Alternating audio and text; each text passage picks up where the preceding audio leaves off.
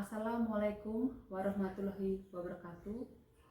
Om Swastiastu, Namo Buddhaya, salam kebajikan, Shalom Salve. Salam sehat untuk kita semua. Bapak Ibu tim penilai, perkenalkan nama saya Teresia Mindarsi, SST MKes, NIDN 0814107502. Saya adalah salah satu dosen program studi sarjana dan profesi bidan Fakultas Kesehatan Universitas Citra Bangsa Kupang.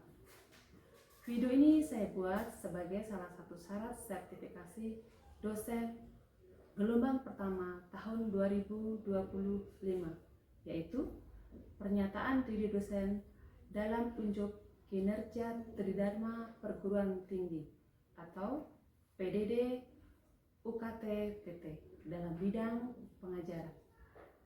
Pada kesempatan kali ini, mata kuliah yang saya ambil sebagai contoh video pembelajaran adalah mata kuliah wajib dalam prodi kebidanan, yaitu asuhan kebidanan kehamilan dengan kode mata kuliah 370372218.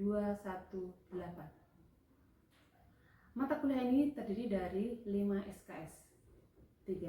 Yang terdiri dari 3T dan 2P yang diajarkan oleh tim dosen mata kuliah disampaikan dengan metode DIA atau Delivery, Interaction, and Assessment, baik dilakukan di dalam kelas maupun dalam laboratorium secara offline. Deskripsi dari mata kuliah ini adalah mata kuliah ini merupakan mata kuliah wajib pada mahasiswa semester 4. Setelah menyelesaikan mata kuliah ini, mahasiswa mampu memahami dan melakukan asuhan kebidanan pada kehamilan. CPL pada mata kuliah ini adalah yang pertama, menjunjung tinggi nilai kemanusiaan dalam menjalankan tugas berdasarkan agama, moral, dan etika. Yang kedua, menunjukkan sikap bertanggung jawab atas pekerjaan di bidang keahliannya secara mandiri. Yang ketiga, mampu menunjukkan kinerja mandiri, bermutu, dan terukur. Yang keempat, mampu mengambil keputusan secara tepat dalam konteks penyelesaian masalah di bidang keahliannya berdasarkan hasil analisis informasi dan data. Yang kelima, menguasai konsep teoritis dalam beradaptasi, bekerjasama, berkreasi, berkontribusi, dan berinovasi dalam menerapkan ilmu pengetahuan pada kehidupan bermasyarakat, serta memiliki wawasan global terkait pelayanan kebidanan komunitas dalam pemberdayaan keluarga. Sedangkan sub CPMK pada mata kuliah ini adalah pertama, mahasiswa mampu menguraikan konsep dasar kehamilan dan dapat menentukan diagnosis kehamilan. Yang kedua, mahasiswa mampu menjelaskan komponen ANC. Yang ketiga, mahasiswa mampu menjelaskan perubahan yang terjadi pada ibu hamil. Yang keempat, mahasiswa mampu menentukan kebutuhan dasar pada ibu hamil. Yang kelima, mahasiswa mampu menerapkan manajemen asuhan pada kehamilan. Yang keenam, mahasiswa mampu melakukan screening risiko maternal selama kehamilan. Yang ketujuh, mahasiswa mampu melakukan screening kesejahteraan janin. Yang kedelapan, mahasiswa mampu menjelaskan ketidaknyamanan umum pada kehamilan dan perilaku serta perubahan. Yang kesembilan, mahasiswa mampu menjelaskan work plan serta persiapan keluarga dalam menghadapi proses kehamilan. Yang kesepuluh, mahasiswa mampu menerapkan administrasi obat yang digunakan dalam asuhan kehamilan serta drug in pregnancy. Yang kesebelas, mahasiswa mampu menerapkan tentang etika dan kewenangan bidan dalam asuhan kebidanan berbasis evidence based dan konsep peningkatan asuhan antenatal. Yang ke-12, mahasiswa mampu melakukan patient safety dan pencegahan infeksi dalam asuhan kehamilan dan asuhan antenatal pada ibu dengan kebutuhan kompleks. Dan yang terakhir, mahasiswa mampu menerapkan dokumentasi pada kehamilan. Untuk referensi pada mata kuliah ini, referensi yang utama adalah buku asuhan kebidanan pada kehamilan, standar profesi, asuhan kebidanan kehamilan, dan juga buku ajar asuhan kebidanan kehamilan. Untuk referensi pendukung, kami menggunakan beberapa buku cetak dan juga buku e-book, serta beberapa artikel hasil penelitian. Metode pembelajaran yang digunakan dalam mata kuliah ini adalah student centered learning dengan metode ceramah, diskusi, dan tanya jawab. Serta untuk prakteknya menggunakan metode role play, demonstrasi yang dilaksanakan di laboratorium. Untuk pertemuan, jumlah total pertemuan ada 16 kali pertemuan, 7 kali pertemuan sebelum UTS, dan 7 kali pertemuan sebelum UAS. Sedangkan untuk evaluasi pembelajaran dalam proses pembelajaran yaitu portofolio, kuis, lisan, maupun soal tertulis. Untuk evaluasi hasil pembelajaran dalam proses pembelajaran, 3 komponen yaitu ada soft skill, teori, dan praktek. Untuk soft skill yang dinilai adalah kedisiplinan dan keaktifan mahasiswa.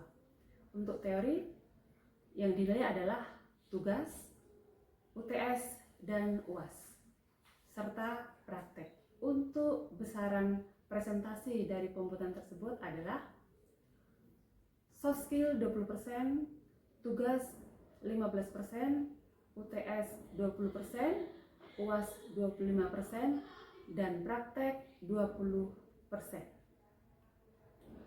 Demikian deskripsi mata kuliah dari asuhan kebidanan kehamilan yang diberikan pada semester 4 program studi sarjana dan profesi bidan Fakultas Kesehatan Universitas Citra Bangsa.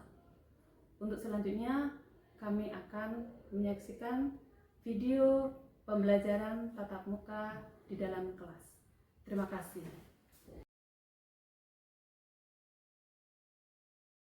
Selamat siang semuanya. Selamat siang, Ibu. Sehat semua? Sehat, Ibu.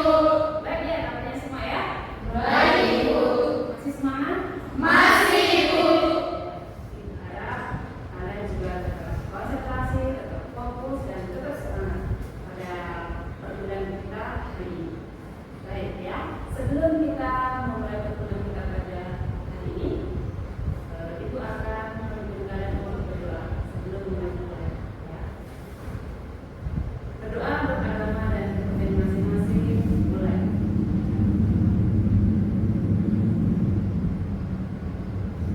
Selesai.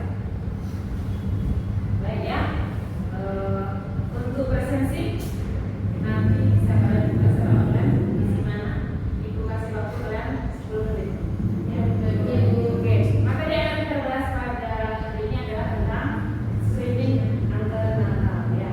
Untuk kegiatan pembelajaran kita pada hari ini adalah yang pertama tentang pengantar materi pembelajaran.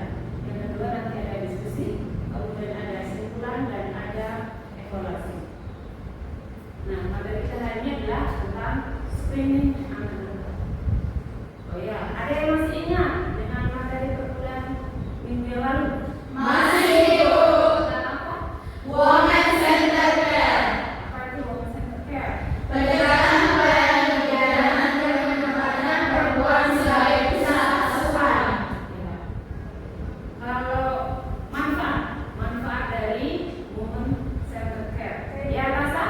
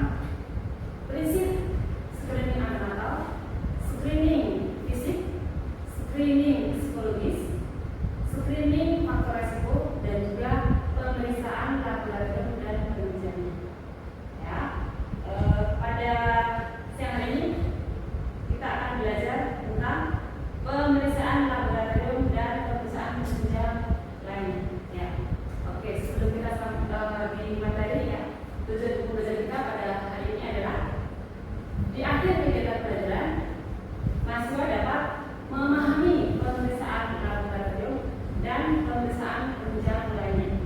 Sedangkan indikatornya adalah mahasiswa memahami pemeriksaan darah dengan benar, memahami pemeriksaan urin dengan benar, dan memahami pemeriksaan chorionic virus sampling dengan benar. Ya.